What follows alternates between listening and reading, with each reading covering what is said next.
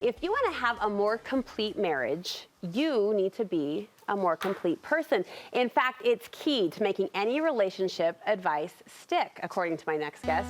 Studio 5 relationship contributor Dr. Matt Townsend found that when we're feeling most discontent with our external relationships, it's likely we are also feeling disconnected from our internal relationship.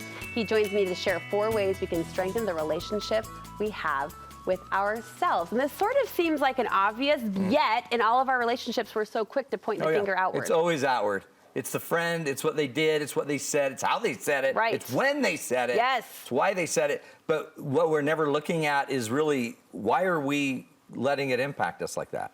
Why is it tipping us over? Why is what they're doing making me react that way? And so if we kind of go work on our relationship with ourselves and clarify what relationships are for us and what we can offer, then we'll change what we're doing. So then that way, I don't have to feel guilty for being so mean and reactive to what they're doing. And then I can actually have my own peace, regardless of what everyone around me says or does. How often, Matt, when a couple comes into your office, how often does this become the focus of conversation? Like they come in as a twosome, as a partnership, and say, fix us. How often does it start to become an individual focus? Well, you know, almost always, because in the end, when one person adapts their system and changes the way they do something, it inevitably changes the other system, the other part of the system. So once I can get them, and this is the key to empowerment.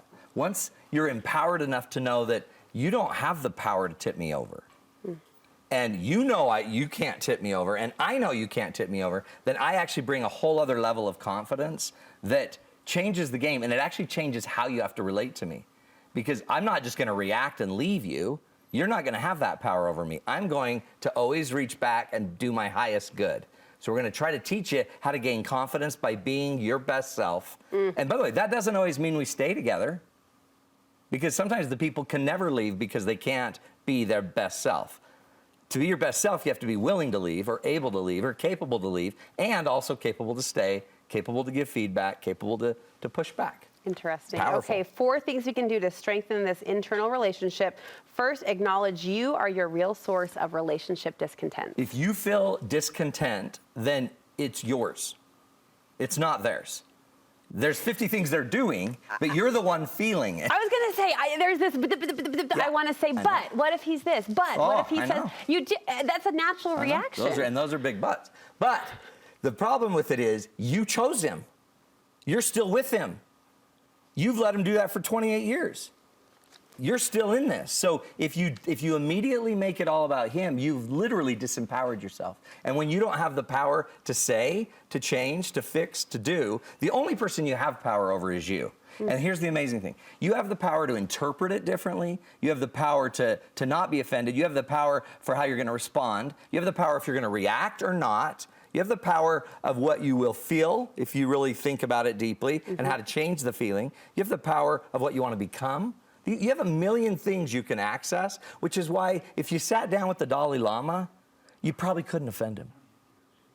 He wouldn't let you have that power over his mind and brain and experience. So if we could just get a little bit of that, and again, I don't want to be naive about it. People influence us. Sure. But if you're feeling pain and sorrow and hurt and mad, those are in you. So if we could just go in and do everything we change and work that, I'm also not saying we wouldn't say anything. We're going to say something. I was going to say, because a negative interpretation of that could be, I'm going to put up walls and no one can touch me. That's not what you're saying. Well, which is weird, which is just nothing more than just continually reacting. And then you actually decrease your ability to impact the relationship and to draw someone in. So we're still going to be incredibly effective with the person, but we're going to get our own house in order. Remember, you're the common denominator to every relationship problem you have. And as soon as you kind of get that, you don't have to hold hostages and you don't have to put up defenses. You can actually stay raw and real. And if it's not working, you have the power to take the next step, whatever that is.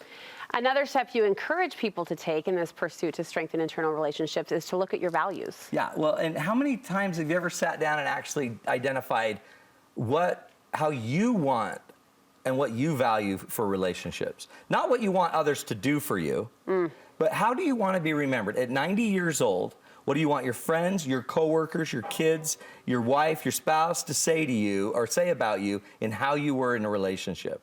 Have they ever thought of that? Because if you don't know that idea, what your values are, how do you know how to handle this moment? And so what the problem is, I think a lot of us are violating our own values by getting mad and defensive and then ignoring our spouse for 2 weeks, pretending like we value that. But none of us at our funeral want that mentioned, which means it's not part of our value system. So if you really want to know how to impact somebody, you got to know what your values are. So go inside. A great way to do it, on your 90th birthday, everyone's going to gather around, friends, family, coworkers, spouse, kids. What do you want them to say about you and how you related to people? And work backward. And then identify everything you Yeah. value. And you might repeat yourself a lot, That's but now you know powerful. your essential facts. You want us to mind the gap between our ideal Yep. and our real response. So most of us have this ideal of what we think should be in the relationship, and then we all weirdly have this real thing that we actually deliver. And the gap between the ideal of what I want and the real of what is there causes our pain.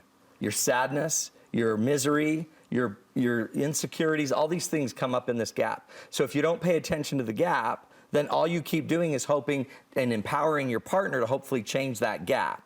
But your gap, a lot of your pain is because I just yelled back. A lot of your pain is because I'm not strong enough to take a stand on this. It's not just that your partner takes advantage, it's that you're not strong enough to stop it. You're not strong enough to do whatever. So what I find is as soon as you can just close the gap a little bit more and be more your best real self and bring it more to your ideal, weirdly you feel better. And again, it changes the game with your partner.